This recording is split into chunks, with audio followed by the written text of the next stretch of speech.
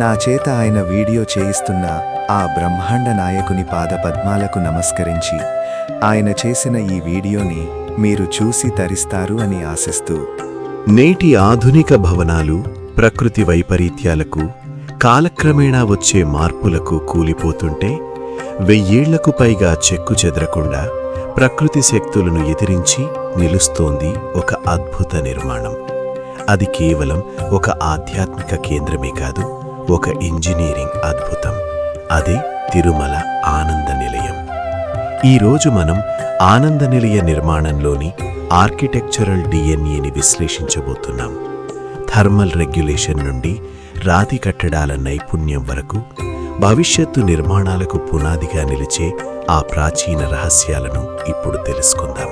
ఆనంద నిలయం 3 అంతస్తుల అద్భుతం. ఇంజనీరింగ్ పరంగా చూస్తే ఇది గురుత్వాకర్షణ శక్తిని సవాలు చేసే నిర్మాణం. ఈ ప్రధాన విమానంపై 1000 టన్నుల గ్రానైట్ రాళ్లతో పాటు సుమారు 12,000 కిలోల బంగారు తాపడపు బరువు ఉంటుంది. సాధారణంగా ఆధునిక కాంక్రీటు భవనాల ఆయుష్ 100 ఏళ్లు కూడా ఉండదు, ఎందుకంటే లోపల ఉండే స్టీల్ తుప్పు పడుతుంది. కానీ ఈ గ్రానైట్ నిర్మాణం 1000 ఏళ్లుగా ఎలా నిలిచింది? ఎందుకంటే నాటి శిల్పులకు మెటీరియల్ ఫ్యాటీగ్ గురించి పూర్తి అవగాహన ఉంది. వారు ఎక్కడా బలహీనమైన లోహాలను వాడకుండా ఏకశిలా రాతిని వాడటం వల్ల ఈ నిర్మాణం అజేయంగా నిలిచింది. ఇది కేవలం ఒక కట్టడం కాదు, ఒక లివింగ్ మెషీన్. మీరు ఈ గోడలను నిశితంగా గమనిస్తే అక్కడ ఎక్కడా సిమెంట్ లేదా సున్నం వంటి అతుకులు కనిపించవు. దీనిని డ్రై స్టోన్ మేసనరీ అంటారు. ఆధునిక ప్రపంచం జిగురుల వెంట పడుతుంటే నాటి పల్లవ చోళ ఇంజనీర్లు ఒక పజిల్ లాంటి టెక్నిక్ను వాడారు. భారీ గ్రానైట్ రాళ్లను ఒకదానితో ఒకటి లాక్ అయ్యేలా చెక్కారు. దీనివల్ల ఈ కట్టడానికి ఒక ఫ్లెక్సిబుల్ స్కెలటన్ లభించింది. భూకంపాలు లేదా భూమిలో చిన్నపాటి కదలికలు వచ్చినప్పుడు ఆధునిక భవనాలు బీటలు వారుతాయి. కానీ ఆనంద నిలయం ఆ ప్రకంపనలను తట్టుకుంటుంది. లోపల ఉండే రాళ్ళు సూక్ష్మంగా కదులుతూ ఆ శక్తిని గ్రహించి మళ్లీ యథాస్థానానికి చేరుకుంటాయి. అంటే తన స్వంత బరువునే రక్షణ కవచంగా మార్చుకుంటుంది ఈ ఆలయం. మీరు ఈ ఆనంద నిలయ ఫిజిక్స్ కేవలం భౌతికమైంది కాదు, ఇది వాస్తుశాస్త్రం యొక్క గణిత నిష్పత్తుల ఆధారంగా నిర్మించబడింది. గ్రానైట్ రాళ్లకు ఒక ప్రత్యేకమైన గుణముంది. అవి థర్మల్ హీట్ సింక్లా పనిచేస్తాయి.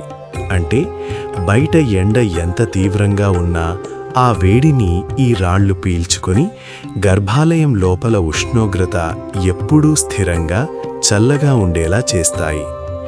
అలాగే ఇక్కడి అకోస్టిక్స్ ధ్వనిశాస్త్రం అద్భుతం. విమానం యొక్క పిరమిడ్ ఆకారం ఒక హెల్మ్ హోల్స్ రెజొనేటర్లా పనిచేస్తుంది. వేద మంత్రాల ఉచ్చారణ జరిగినప్పుడు ఆ శబ్ద తరంగాలు రాళ్ల మూలల్లో ప్రతిధ్వనించి భక్తులలో ఒత్తిడిని తగ్గించే ఒక ప్రత్యేకమైన ప్రకంపనను సృష్టిస్తాయి. పైన కనిపించే బంగారం కేవలం అలంకారం కోసం కాదు, అది ఒక ప్రొటెక్టివ్ షీల్డ్. రాతి కట్టడం పైన రాగి రేకులను అమర్చి వాటిపై పాదరసం మరియు బంగారాన్ని కలిపి పూత పూశారు. ఈ లోహపు పొర 2 పనులు చేస్తుంది. ఆక్సీకరణ నిరోధం, రాతి పగుళ్లలోకి తేమ చేరకుండా ఆపుతుంది, తద్వారా రాయి అరిగిపోదు. రేడియేషన్ రిఫ్లెక్టర్, బంగారం సుమారు 99% ఇన్ఫ్రారెడ్ కిరణాలను రిఫ్లెక్ట్ చేస్తుంది. దీనివల్ల సూర్యుని వేడి నేరుగా రాతిపై పడదు. ఫలితంగా రాయి కాంట్రాక్ట్ అవ్వదు. థర్మల్ ఎక్స్పాన్షన్, ఇది నిర్మాణానికి పగుళ్లు రాకుండా కాపాడుతుంది. ఇప్పుడు 2026లో ఉన్నాం. ఆధునిక స్ట్రక్చరల్ హెల్త్ మానిటరింగ్ మరియు డిజిటల్ ట్విన్ మోడలింగ్ ద్వారా పరీక్షించిన తిరుమల ఆలయ నిర్మాణంలో ఎక్కడా బలహీనత కనిపించడం లేదు.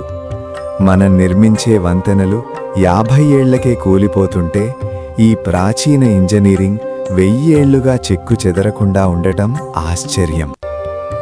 ఆధునిక ఆర్కిటెక్టులకు ఆనంద నిలయం ఒక గొప్ప పాఠం. మన్నిక అనేది కేవలం వాడే మెటీరియల్లో ఉండదు. అది జామితీయ సామరస్యం, అంటే జియోమెట్రిక్ హార్మనీ మరియు ప్రకృతిని అర్థం చేసుకోవడంలో ఉంటుంది. మన పూర్వీకుల మేధస్సు పుస్తకాల్లో కాదు, రాయి మరియు బంగారంపై రాయబడి ఉంది. రేపు మీరు ఏదైనా ఆకాశహర్మ్యాన్ని, స్కైస్క్రాపర్ని చూసినప్పుడు మిమ్మల్ని మీరొక ప్రశ్న అడగండి, అది 1000 ఏళ్ల తర్వాత కూడా ఉంటుందా? కానీ ఆనంద నిలయం మాత్రం ఖచ్చితంగా ఉంటుంది. ప్రాచీన ఇంజనీరింగ్ గురించిన ఈ విశ్లేషణ మీకు నచ్చితే సబ్స్క్రైబ్ చేయండి. తరువాతి వీడియోలో ఆలయ గంటల నుండి వచ్చే ధ్వని తరంగాల గురించి విశ్లేషించమంటారా? కమెంట్స్లో తెలియచేయండి.